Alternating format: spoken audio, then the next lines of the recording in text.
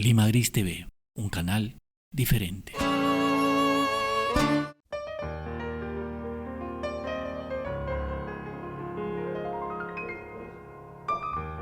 Hola, ¿cómo están? Muy buenas noches. Empezamos otro programa de Poetizando y por hoy día vamos a reflexionar sobre un tema muy interesante que vengo también pensando hace muchos años en realidad. Y justamente encontré esta obra, el tema es las escuelas de poesía del Perú, ¿no? Y hace poco encontré esta obra de Luis Alberto Rato que adquirí en el emblemático espacio del poeta Ángel Izquierdo Duclos en la avenida Aviación, a la vuelta de Gamarra. Y bueno, esta obra me llevó pues a esas ideas que tengo sobre lo que es los estilos de poesía que han ido desenvolviéndose en el ámbito poético peruano, ¿no? Y bueno, es un libro de Luis Alberto Rato y vamos a conversar sobre ello. Ya saben ustedes que en Poetizando estamos de alguna forma generando un espacio reflexivo sobre el acto de escribir poesía, que también de alguna forma es el acto de leer poesía, ¿no? Entonces hay una relación muy definida, muy íntima entre la lectura y la propia creación. Y bueno, vamos, de todos los que aquí se mencionan, que son muchos poetas que me parecen, digamos, imprescindibles para esos momentos de la poesía peruana, elegí algunos y vamos a empezar con el primero, ¿no? Con Carlos Oquendo de Amat. Y el punto de este diálogo es explorar las poéticas. ¿Qué es una poética? ¿Qué viene a ser esa palabra, esa escuela? ¿Es una escuela, una palabra? ¿O es una sensación? Digamos que la poética es la mirada que tiene el poeta frente a su arte, frente a su trabajo. Una suerte de filosofía estética, una suerte de pensamiento sobre su propio arte, que generalmente se cristaliza en un poema emblemático, ¿no? Entonces, cada poeta tiene un poema emblemático, algunos tienen muchos poemas emblemáticos que podemos decir, este poema es representativo de una obra, ¿no? Así de los muchos poemas que todo artista, todo escritor hace, hay algunos que nos sirven como arte poética, ¿no? Arte poética o estilos poéticos.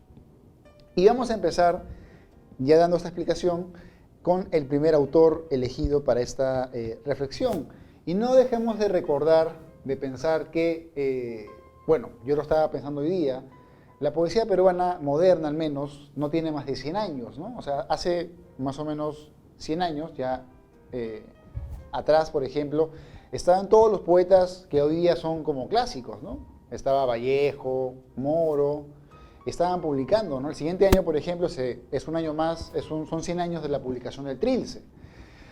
Entonces, en ese sentido, vamos a encontrar que hay diferentes autores y hay diferentes propuestas, ¿no? Vamos a empezar con Carlos Oquendo de Amat, que es un poeta que es muy propio de toda esta corriente que la llamamos la vanguardista, ¿no? Carlos Oquendo, él es un poeta del Ande que desarrolla una poesía muy interesante, pero que solo se queda en una publicación, porque él muere en medio de la guerra española y él, leyendo sobre su vida, vi que tenía problemas alimenticios, problemas de salud y muere muy joven, ¿no? Y él nos dejó este poema breve que se publicó en Amauta en 1929, y que dice lo siguiente, ¿no? El ángel y la rosa. Y que está dedicado, por cierto, al otro maestro de la poesía peruana, que es José María Eguren, ¿no? Y dice a José María Eguren, claro y sencillo. Y dice lo siguiente: voz de ángel recién cortada, piel de rosa, un ángel mirando el mar.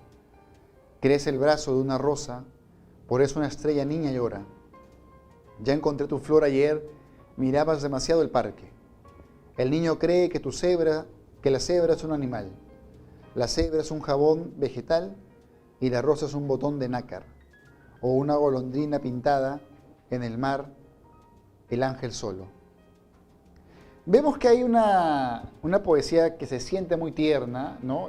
Oquendo es un poeta que tiene poemas de factura muy sensible, con una mirada muy cándida, muy infantil a veces, y nos da la imagen de la rosa, nos da la imagen del ángel, pero además nos da la imagen que me parece interesante de la mutación, ¿no?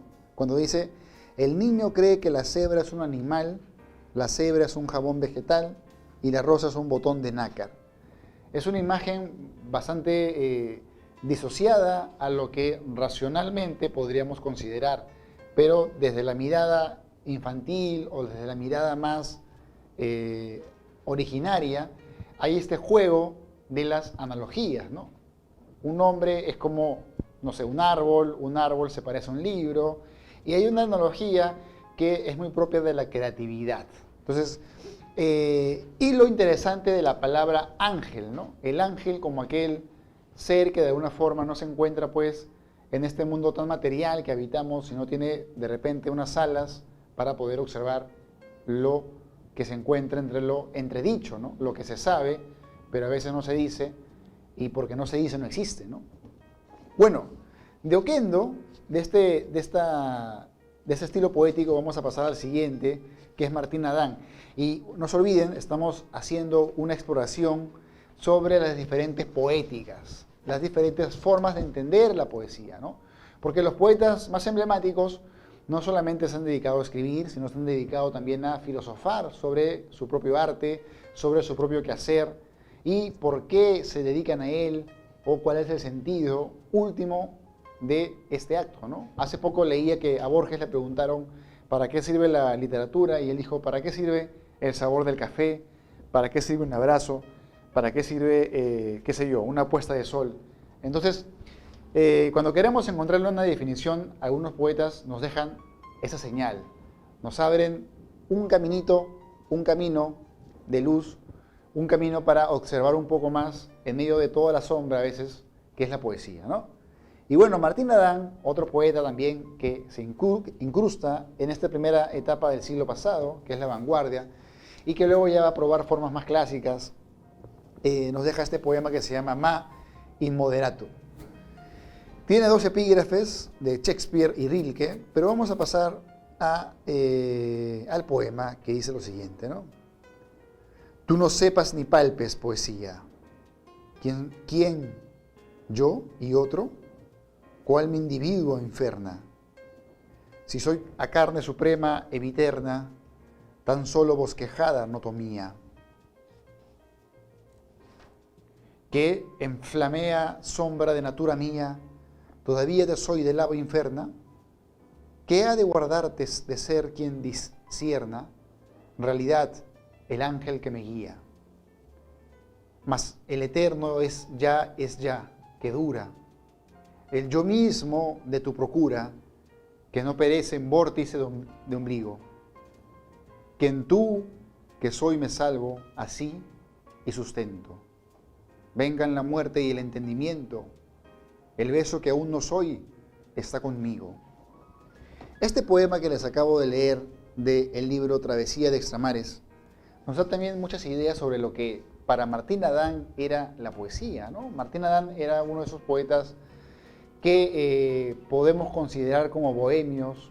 Era un poeta que se sentaba al fondo de los bares, muchas veces solo a meditar, a pensar, y escribía en servilletas sus versos que luego arrojaba y su editor los juntaba y los publicaba, ¿no?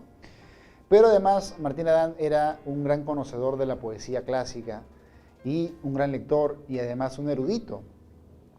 Voy a leerles algunos versos que me dejaron pensando ahora que les leí este poema, ¿no? Dice, el primero que me gustó fue, tú no sepas ni palpes poesía, tú no sepas ni palpes poesía, ¿no? Es como si la poesía escapara de una lógica o escapara de un rigor o de una definición. Y luego también me pareció interesante este poema que dice que ha de guardarte de ser quien discierna, realidad, el ángel que me guía, ¿no?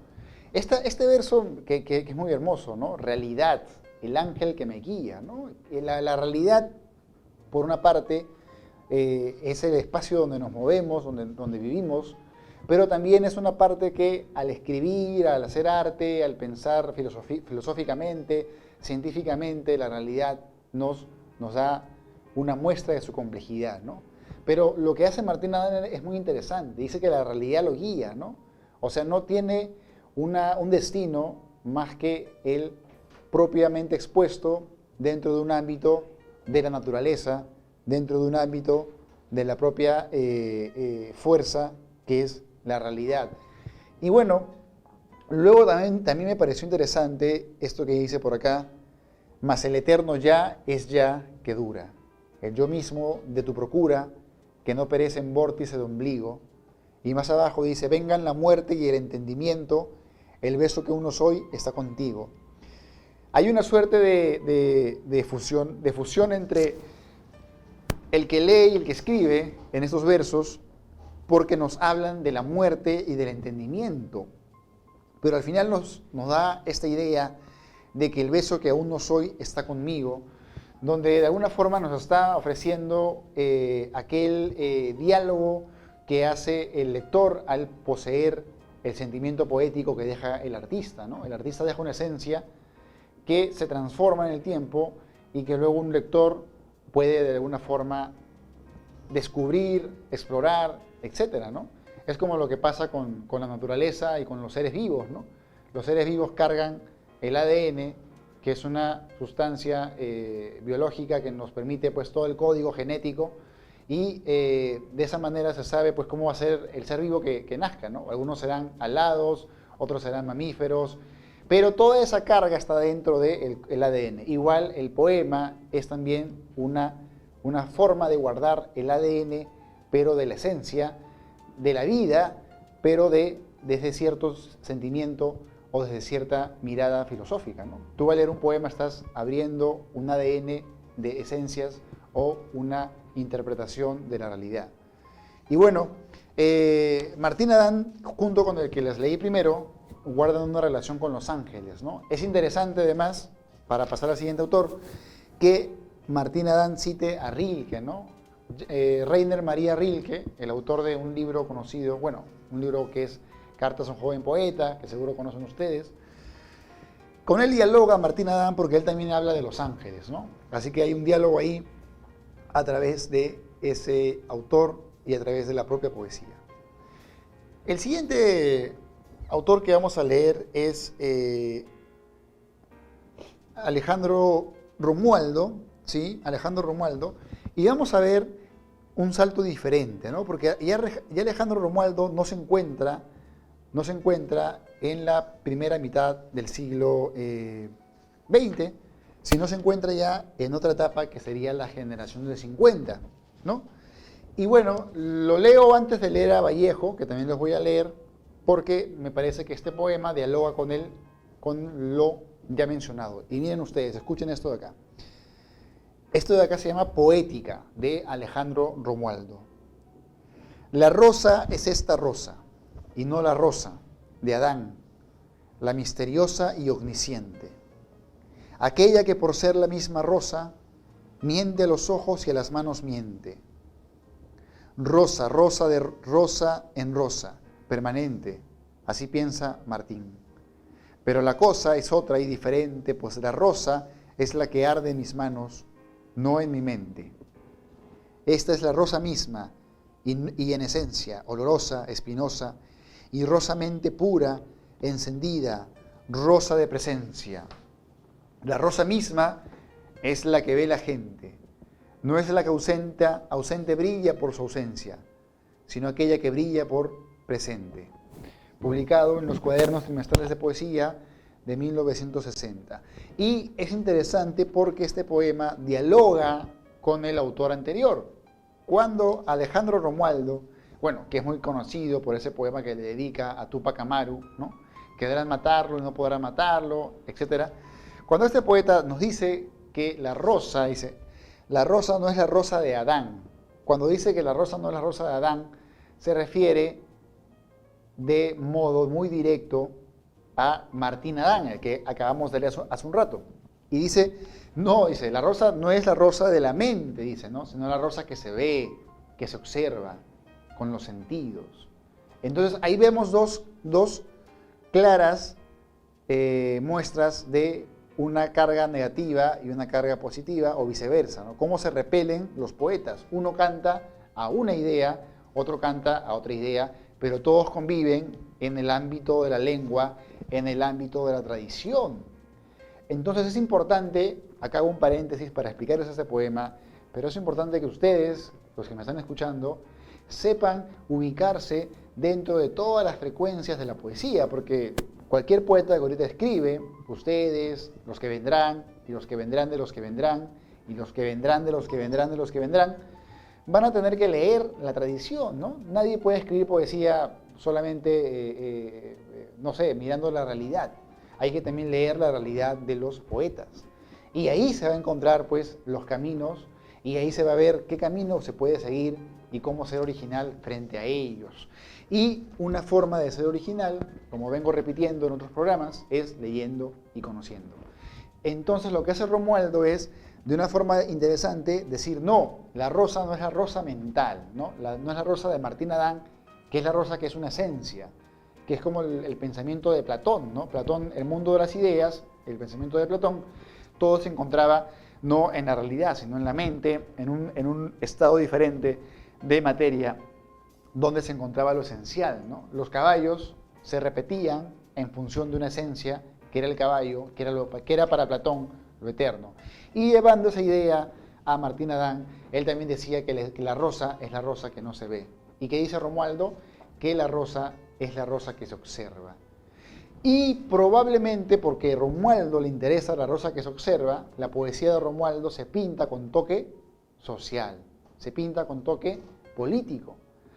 Pero otro poeta que es más antiguo que Romualdo y que les voy a leer ahora es el gran Vallejo, y él también nos da una muestra de lo que es la poesía, en ese sentido, la poética de este poeta, ¿no? Vamos a encontrar ahora a Vallejo para leer este poema que se llama, bueno, que está en sus últimos libros, en Poemas Humanos, y dice así, ¿no? Un hombre pasa con un pan al hombro. Voy a escribir después sobre mi doble. Otro se sienta, ráscase, extrae un piojo de su axila, mátalo. ¿Con qué valor hablar del psicoanálisis? Otro ha entrado a mi pecho con un palo en la mano, hablar luego de Sócrates al médico. Un cojo pasa dando el brazo a un niño. Voy después a leer a André Breton. Otro tiembla de frío, tose, escupe sangre. ¿Cabrá aludir jamás al yo profundo? Otro busca en el fango huesos, cáscaras. ¿Cómo escribir después del infinito? Un albañil cae de un pecho, muere y ya no almuerza. Innovar luego el tropo, la metáfora. Un comerciante roba un gramo en el peso a un cliente. Hablar después de cuarta dimensión. Un banquero falsea un balance. ¿Con qué cara llorar en el teatro? Un paya duerme con el pie a la espalda. ¿Hablar después a nadie de Picasso? Alguien va a un entierro sollozando. ¿Cómo luego ingresar a la academia? Alguien limpia un fusil en su cocina. ¿Con qué valor hablar del más allá? Alguien pasa contando con sus dedos cómo hablar del no yo sin dar un grito. Lo genial de este poema que les acabo de leer de César Abraham Vallejo Mendoza, ya le hemos dedicado acá en Poetizando 2 programas, que les recomiendo ver, es que Vallejo se pone contra todos, ¿no? Acá critica al psicoanálisis, critica a Breton, critica la intelectualidad que habla de Sócrates, critica también la usura de los banqueros, ¿no? De los comerciantes, la muerte de un albañil. O sea, Vallejo nos hace una muestra de que la realidad que vemos es tan poderosamente triste a veces, es tan violenta. Tú sales a caminar, te pones a mirar más allá de tus pensamientos, miras la vida de los demás y vas a darte cuenta de que hay muchos problemas sociales, ¿no? Entonces, todo esto que les voy contando, pues, nos da una idea de cómo Vallejo asume la poesía, ¿no? Una poesía comprometida, no tanto tal vez con los grandes temas del academicismo o de repente con las estéticas propias del siglo, ¿no? El surrealismo, que si bien pues tiene toda esta carga de imágenes, tiene toda esta carga de libertad interior, Vallejo nos dice, pero no hablan de lo humano, no hablan de sus miserias, no, ¿por qué no hablamos del albañil que cae y muere? ¿No? ¿O cómo podemos hablar de eso, nos dice Vallejo, si la gente tiene tanta carencia y hay tanto dolor y tanta desigualdad, ¿no? Entonces hay una reflexión frente al mundo, frente a la realidad, que Vallejo asume de una forma poética en este poema que pertenece a Poemas Humanos, pero que es representativo de su poética. Ya saben que estamos hoy día hablando de poéticas, ¿no? Y ustedes se van a dar cuenta que en otros países hay otras poéticas, ¿no? Por ejemplo, en Chile, que es un país que tiene muy buena poesía, vamos a encontrar, por ejemplo, la poética de la escuela de Huidobro, ¿no? Que es la creacionista, o la poética lárica de Jorge Tellier, etc. Y acá también en nuestro país tenemos una variedad de poéticas, ¿no? Entonces la poesía de Vallejo tiene una poética de corte social, de corte humano, de corte reflexivo, que nos invita a conversar con el entorno más exterior, pero de esa forma nos lleva pues a ver que a veces la complejidad interior no necesariamente tiene pues un asidero tan fuerte en lo social, ¿no? Entonces Vallejo intenta un poco romper esa distancia, ¿no? Oye, hablemos del mundo, porque de eso es el tema más afín a nuestra propia aventura de humanos. Eso es lo que nos dice un poco Vallejo, ¿no? Hablemos de la realidad, hablemos de la gente, escribamos poesía sobre lo que nos enfrenta este sistema que habitamos, ¿no? Entonces, vamos a pasar al siguiente autor, a la siguiente poética, que es de Manuel Escorza, ¿no? Y Manuel Escorza también es otro poeta que tiene pues una poética claramente vallejiana, en un sentido en que Manuel Escorza también nos está invitando a pensar la realidad, a quejarnos de los grandes terratenientes, o en el caso de Escorza propiamente, de los mineros, de los pueblos y de las realidades más álgidas, más tristes, desoladoras de este país que habitamos, ¿no? Porque el Perú es un país grandemente pobre, injusto, donde hay muchas carencias, ¿no? Y bueno, frente a eso, Escorza escribe el siguiente poema que pertenece al libro Las Imprecaciones, epístola a los poetas que vendrán. Y dice así, ¿no? Tal vez mañana los poetas pregunten, ¿por qué no celebramos la gracia de las muchachas? Tal vez mañana los poetas pregunten, ¿por qué nuestros poemas eran largas avenidas por donde venía la ardiente cólera? Yo respondo, por todas partes oíamos el llanto, por todas partes nos sitiaba un muro de olas negras. Iba a ser la poesía una solitaria columna de rocío, tenía que ser un relámpago perpetuo. Mientras alguien padezca, la rosa no podrá ser bella. Mientras alguien mire al pan con envidia, el trigo no podrá dormir. Mientras llueva sobre el pecho de los mendigos, mi corazón no sonreirá. Matad la tristeza, poetas. Matemos a la tristeza con un palo. No digáis el romance de los lirios. Hay cosas más altas que llorar amores perdidos. El rumor de un pueblo que despierta es más bello que el rocío. El metal resplandeciente de su cólera es más bello que la espuma. Un hombre libre es más puro que el diamante. El poeta libertará el fuego de su cárcel de ceniza. El poeta encenderá la hoguera donde se queme este mundo sombrío. Bueno, acá está más claro lo que digo sobre Vallejo, ¿no? Escorza, que ya bebe de Vallejo, y otros poetas de la misma onda de Vallejo, como el turco Nasik, ¿no? bueno, o como otros poetas, como el propio argentino Juan Gelman, ¿no? Que son poetas sociales, etcétera. Y bueno, Scorza nos dice claramente, ¿no? Matá la tristeza, poetas, ¿no? Matemos la tristeza con palos. Y dice, el poeta libertará el fuego de su cárcel de ceniza, el poeta encenderá la hoguera donde se queme este mundo sombrío, ¿no? Entonces vemos que la poesía para Scorza no es tanto un canto de pronto guiado por el pensamiento sensible o sentimental o por el romanticismo, ¿no? Es una poesía que defiende la lucha de un hombre, la lucha del ser humano, la lucha de los hombres, de las mujeres, por vivir con dignidad, ¿no? Por eso es que Scorza dice, mientras alguien padezca, la rosa no podrá ser bella. Mientras alguien mire el pan con envidia, el trigo no podrá dormir. Mientras llueva sobre el pecho de los mendigos, mi corazón no sonreirá.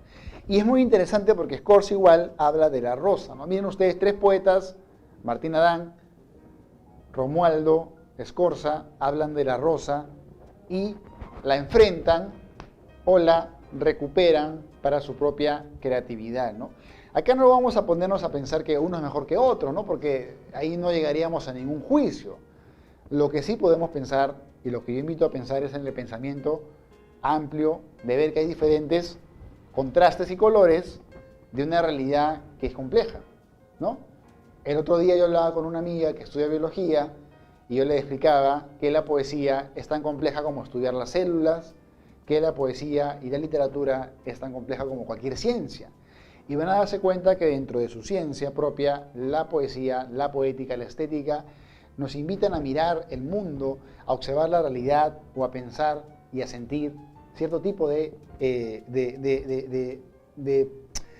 sentires, pensamientos, de reflexiones y a intuir qué es la realidad, ¿no? Bueno, el siguiente autor, regresamos por el siglo y vamos a leer algo de un poeta también de la época de Vallejo, que es José María Eguren, ¿no? Y él está también en esta reflexión sobre las estéticas peruanas y vamos a leer un poema de Eguren. Y Eguren, pues, era un poeta muy diferente a Vallejo, a Scorza y a Romualdo, ¿no? Esos tres poetas nos hablan de la rosa que se ve y de la realidad que se observa. Pero había en Eguren un disidente de la realidad, ¿no? Y Eguren tiene este poema que aparece en la canción de las figuras, que es Peregrín cazador de figuras. Y se los voy a leer ahora. En el mirador de la fantasía, al brillar del perfume, tembloroso de armonía, en la noche que llamas consume, cuando duerme el ánade implume, los órficos insectos se abruman y luciérnagas fuman. Cuando lucen los silfos galones, en torcho y vuelan mariposas de corcho, o los rubios vampiros cesean, o las firmes jorobas campean, por la noche de los matices, de los ojos muertos y largas narices, en el mirador distante por las llanuras. Peregrín, cazador de figuras, con ojos de diamante, mira desde las ciegas alturas. Interesante, ¿no? Eguren, que era un gran observador, no olvidemos que Eguren tiene una etapa donde él crea una cámara pequeña, él la inventa y tomaba fotos a pequeñas cosas que veía, porque él caminaba de Lima a Barranco, se iba por toda la avenida Arequipa observando, ¿no? Y curiosamente este poema se llama Peregrín, cazador de figuras, que, bueno, es como que el poeta es el que observa una figura, observa una realidad y encuentra lo poético para transmitirlo en su verso.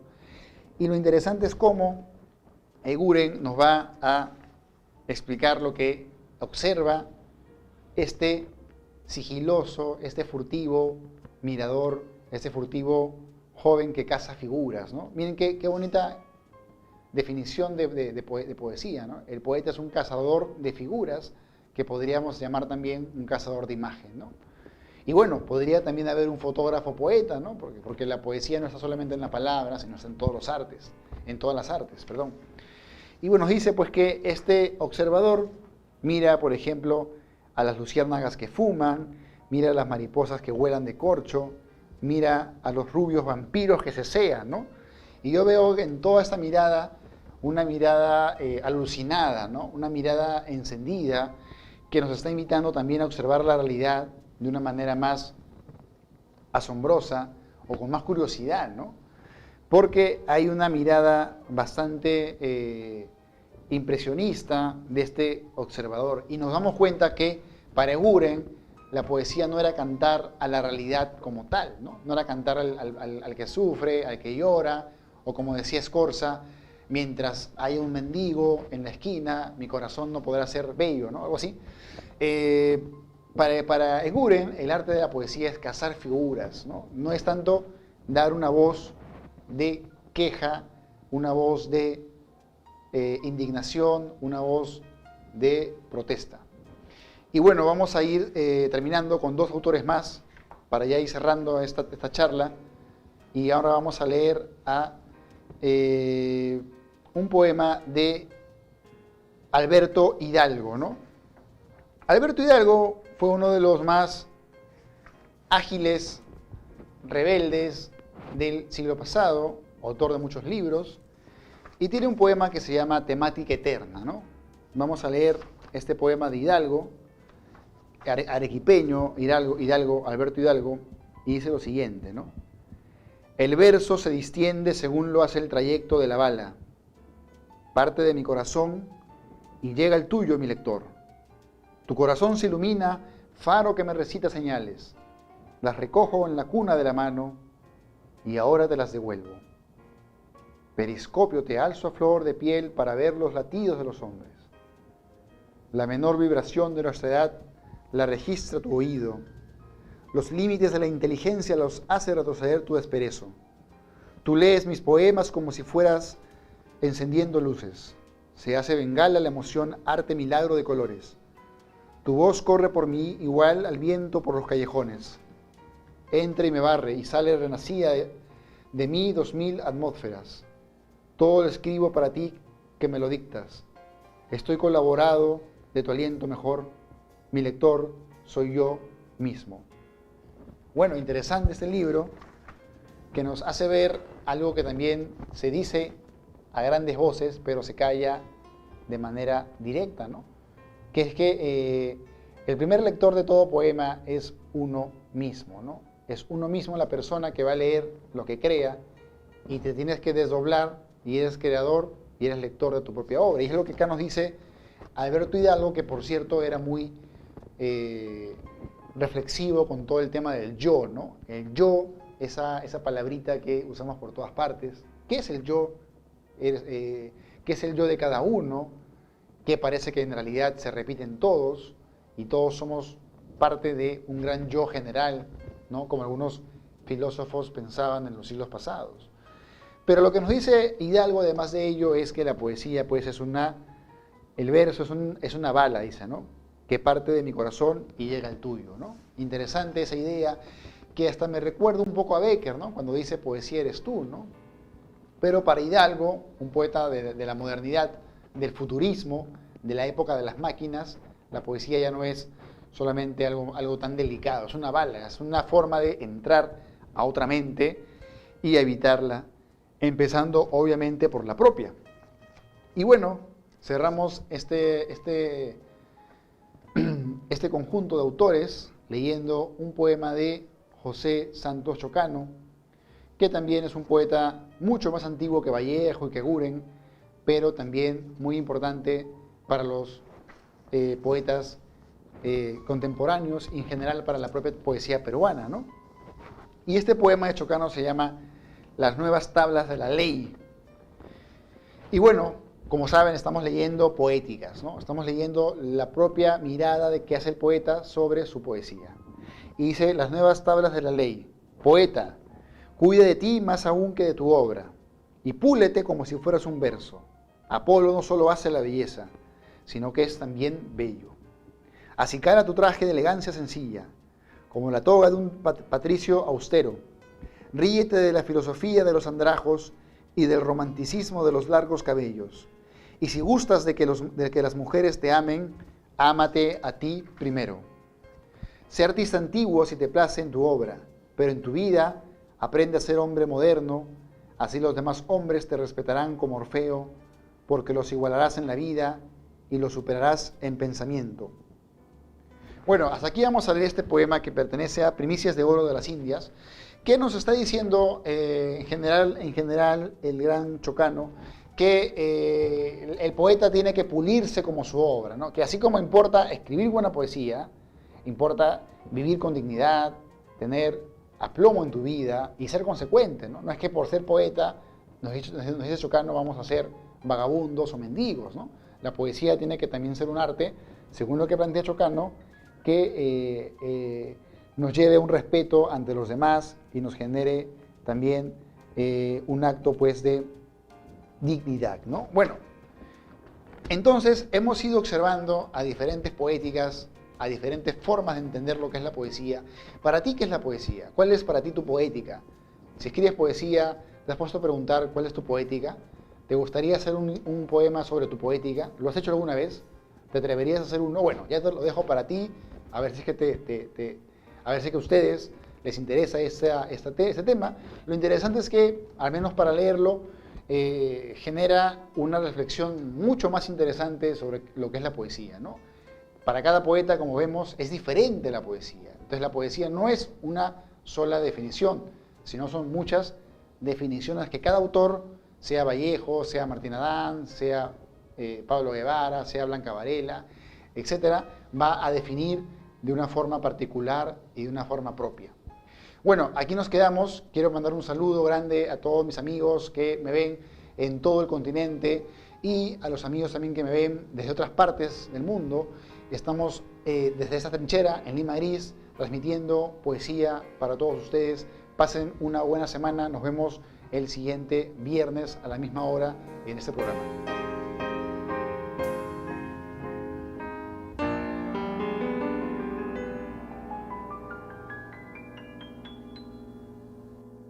Lima Gris TV, un canal diferente.